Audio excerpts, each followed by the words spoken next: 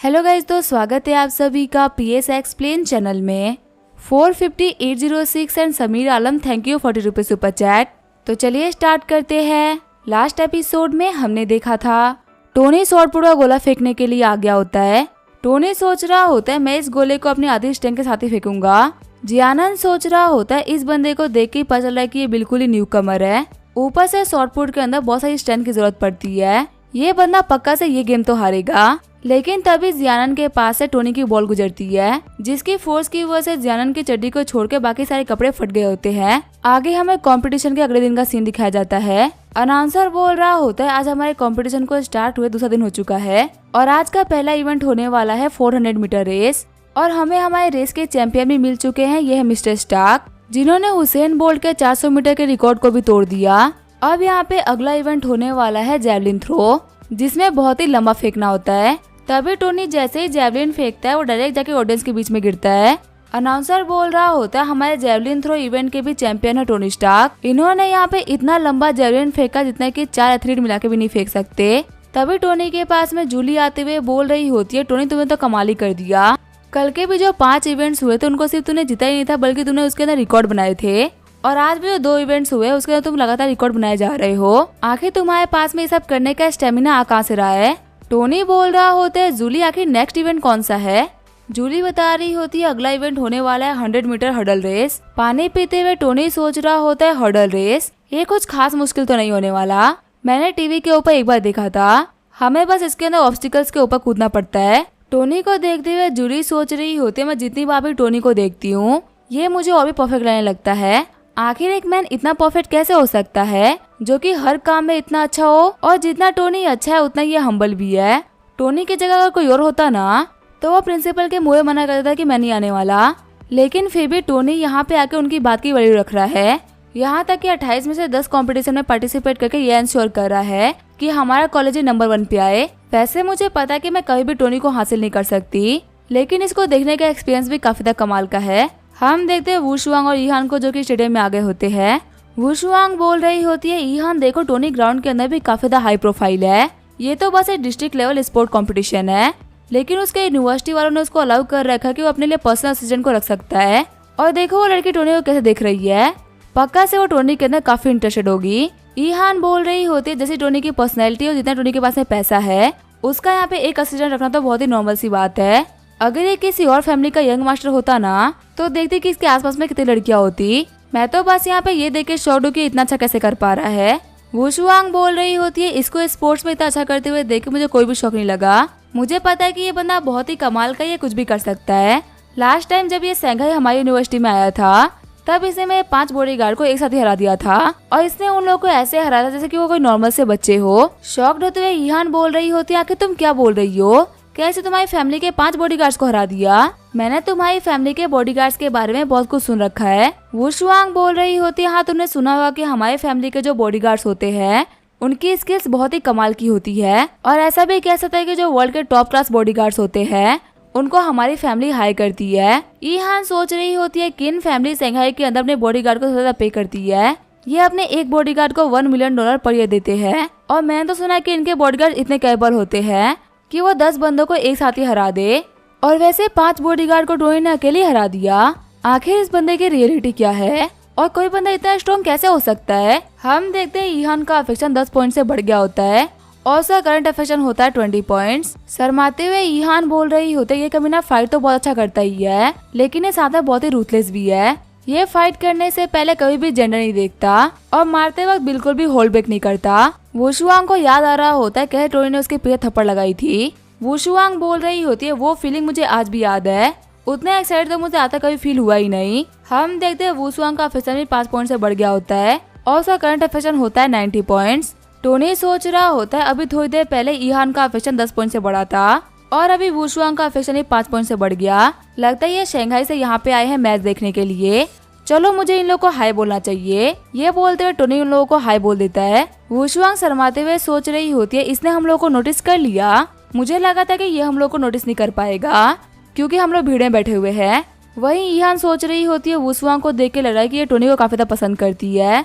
लेकिन अभी ये चीज एडमिट नहीं करना चाह रही। वहीं पीछे वाली रो में हम देखते हैं जियान, चेनी और एक बंदा बैठा होता है। चैनियो बोल रहा होता है, टैंग मुझे ही लगा था कि तुम्हारी छोटी सिटी के अंदर इतनी कमाल की ब्यूटीज होंगी। सच में हमारे सामने वाली रो में जो ब्यूटीज बैठी हुई है वो तो बहुत ही कमाल की है।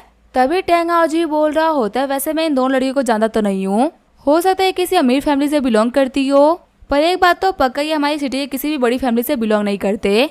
अगर ये किसी बड़ी फैमिली से बिलोंग कर रहे होते तो मैं पक्का से इन लोगों को जानता, लेकिन मैंने इनको पहली बार ही देखा है। चैनियो बोल रहा होता है, अच्छा ऐसी बात है, अगर ये किसी बड़ी फैमिली से होते तो इन लोगों को अप्रोच करना थोड़ा सा मुश्किल होता, क्योंकि बड़ी फैमिली वालों के सामने हम लोगों को सही तरीके से बिहेव करना पड़ता है। पर अगर ये किसी वेल्दी फैमिली से है तो इसे कोई फर्क नहीं पड़ता। मुझे यहाँ पे इन दोनों ही लड़कियों के नंबर चाहिए। टैंग आओजी बोल रहा होता है, मिस्टर चैनियो आपको देख के लग रहा है आप हमारी सिटी के ब्यूटीज में काफी ज्यादा इंटरेस्टेड है। वैसे अगर मैं सच बोलूं तो इतनी कमाल की ब्यूटीज तो हमारी सिटी में नहीं है, पता नहीं ये दोनों लड़की यहाँ पे अचानक से कैसे आ गई। चैनियो बोल रहा होता है, हो सकता है मेरी किस्मत काफी अच्छी हो, किसने हुआ था यहाँ पे इतनी छोटी सी जगह के अंदर हमें इतनी कमाल की ब्यूटी देखने को मिल जाएगी। ऊपर से इन लोग को पटाना तो बहुत ही इजी होगा, क्योंकि हम लोग तो बहुत ही बड़ी बड़ी फैमिली से बिलोंग करते हैं। हमारी फैमिलीज का नाम सुनते ये हम लोग को हाँ बोल देंगी। आजी बोल रहा होता है, मिस्टर चैनियो आप बिल्कुल भी टेंशन मत लो, मैं अपने बंदों को भेजता हूँ इन लड़कियों का बैकग्राउंड पता करने के लिए। पक्का से इन लड़कियों की किस्मत काफी अच्छी होगी जो कि आपकी नजर इनके ऊपर पड़ गई। थोड़ी देर के अंदर ही ये लोग इन्फॉर्मेशन लेके आ जाएंगे कि ये लोग कौन है और कहाँ रहते हैं, फिर इन लोग को अप्रोच करना आपके लिए बहुत ही इजी हो जाएगा। चैनियो बोल रहा होता है, ब्रदर टैंग आपका बहुत बहुत शुक्रिया, आपकी वजह से मुझे लगता है कि मुझे इन लोगों के पीछे बिल्कुल भी मेहनत नहीं करनी पड़ेगी। वही फील्ड में अनाउंस हो रहा होता है, अभी 10 मिनट के अंदर हर्डल रेस स्टार्ट होने वाली है। चैनियो सोच रहा होता है, टोनी स्टार्क तुम्हें इतना भी शो ऑफ करना है ना, कर लो, मैंने तुम्हारे ऊपर 50 रेस्टोरेंट का अटैक किया था और तुम मुझसे बच गए, लेकिन अब मैं तुम्हारे ऊपर सीधा वार नहीं करने वाला, अब मेरे स्नीक अटैक से तुम्हारा बचना बहुत ही मुश्किल होगा। मैं तुम्हारे ऊपर जो सरप्राइज अटैक करने वाला वो इतना खतरनाक होने वाला है ना कि वो तुम्हारी पूरी की पूरी इंडस्ट्री को खत्म करके रख देगा, और सबसे बड़ा डैमेज होगा तुम्हारे टोनी स्टार्क की इस महान इमेज पे, जिसे बनाने के लिए तुमने बहुत ही टाइम से मेहनत करी है, यहाँ तक कि अभी भी कंपटीशन में पार्टिसिपेट कर रहे हो। तभी रेफरी बोलता है 100 मीटर हर्डल रेस को स्टार्ट किया जाए। हवा में गोली दागने के बाद में सभी रेसर्स ने रेस स्टार्ट कर दी होती है।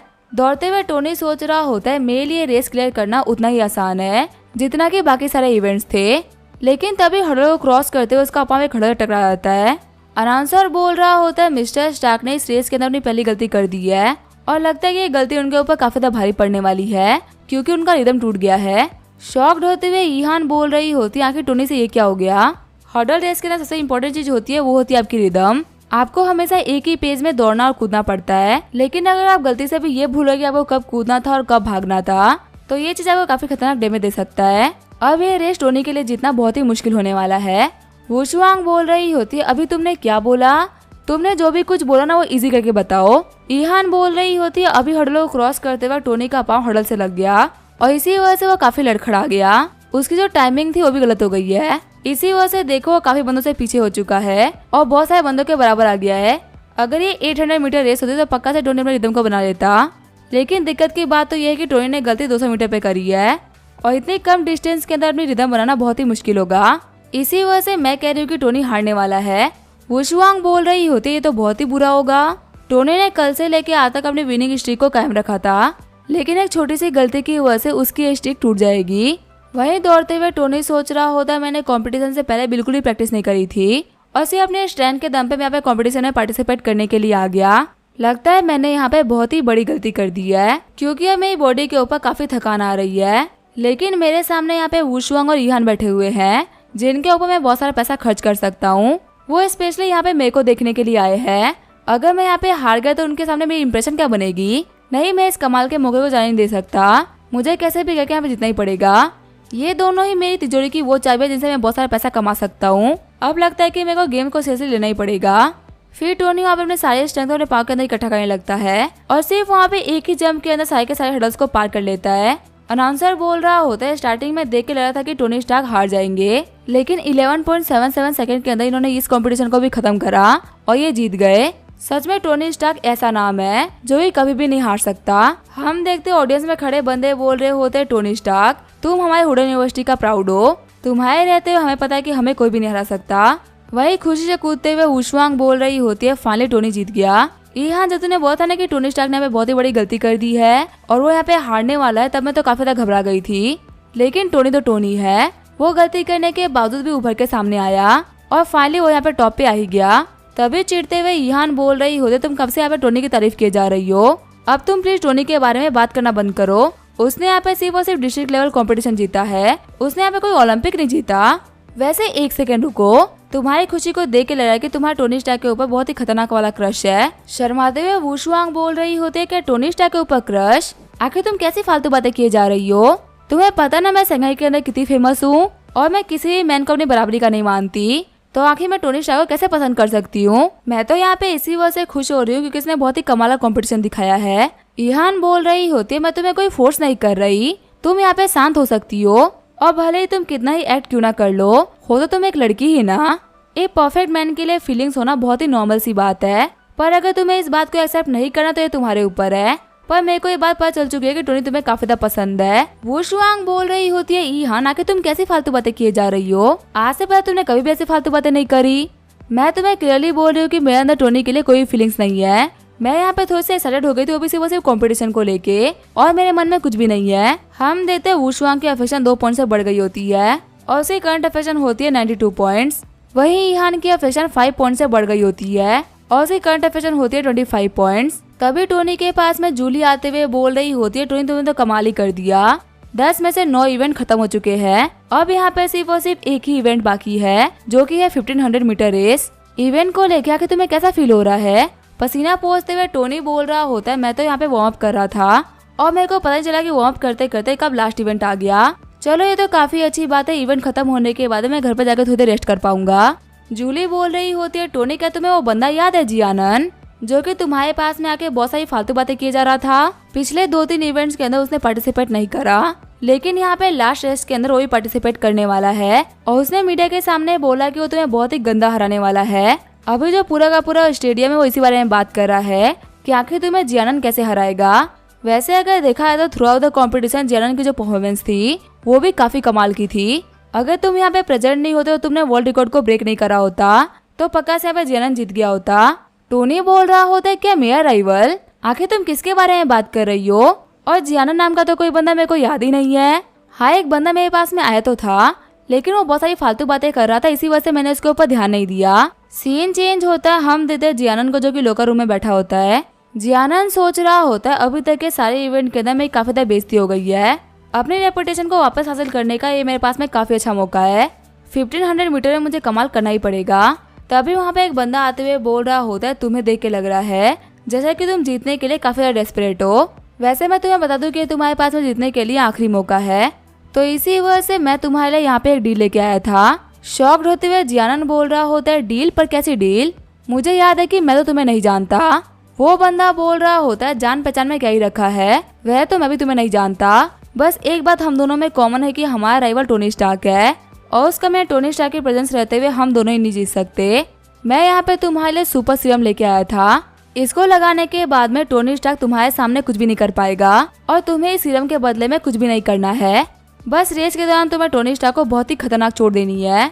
जियानन सोच रहा होता है आखिर मैं क्या करूं, क्या मुझे इस बंदे की बात को मान लेनी चाहिए, पर अगर मैंने इसकी बात को नहीं माना और मैं डिस्ट्रिक्ट कंपटीशन में कुछ भी नहीं कर पाया तो मेरा करियर यहीं पे खत्म हो जाएगा। फिर वो सीरम को लेते हुए अपने हाथों में लगा लेता है। जियानन बोल रहा होता है एक बार जीतने के लिए तो मैं कुछ भी कर सकता हूँ। आगे हम देखते हैं सारे के सारे प्लेयर्स ग्राउंड में आगे होते हैं। अनाउंसर बोल रहा होता है आप सभी लोगों को इस इवेंट का काफी टाइम से इंतजार था, ये होने वाला है आज का लास्ट इवेंट। 1500 मीटर रेस के सारे प्लेयर्स रेडी हो जाए, सिग्नल के साथ में आप लोगों को रनिंग स्टार्ट करनी है। जियानन सोच रहा होता है टोनी तुम वेट करो, मैं तुम्हें खत्म कर दूंगा, अगर तुम नहीं होते तो कल और आज के सारे इवेंट्स में जीता होता। फिर रेस के स्टार्ट होते ही जियानन ने लीड ले ली होती है। पीछे मुड़ते हुए जियानन बोल रहा होता है अब की बार मैं तो नहीं हारने वाला, लेकिन तभी साइड से टोनी उसके आगे निकल गया होता है। शॉक्ड होते हुए जियानन सोच रहा होता है आखिर कैसे पॉसिबल हो सकता है, क्या जो सीरम है वो काम नहीं कर रहा, या फिर ऐसा है कि ये बंदा कोई रॉकेट फ्यूल पी के दौड़ रहा हो, जो कि ये बंदा इतना फास्ट हो चुका है। जियानन अपना पूरा ट्राई कर रहा होता है लेकिन वो बिल्कुल भी टोनी के पास नहीं आ पा रहा होता। जियानन सोच रहा होता है पहले राउंड के अंदर ये मुझसे 1 लैप आगे निकल चुका है, अगर अपनी पूरी स्पीड से भी दौड़ू ना तो शायद मैं से करीब ही नहीं पहुंच पाऊंगा। आज इस बंदे ने सच में मेरा दिमाग खराब कर दिया है। ठीक है अब मैंने डिसाइड कर लिया है, अगर मैं नहीं जीत पाया तो कोई बात नहीं, लेकिन टोनी स्टार्क अब मैं तुम्हें भी नहीं जीतने दूंगा, तुम्हें मुझसे पंगा लेने का लाइफ भर रिग्रेट रहेगा। अब इसका क्या होगा वो हम देखेंगे नेक्स्ट एपिसोड में। तब तक के लिए वीडियो देखने के लिए थैंक यू।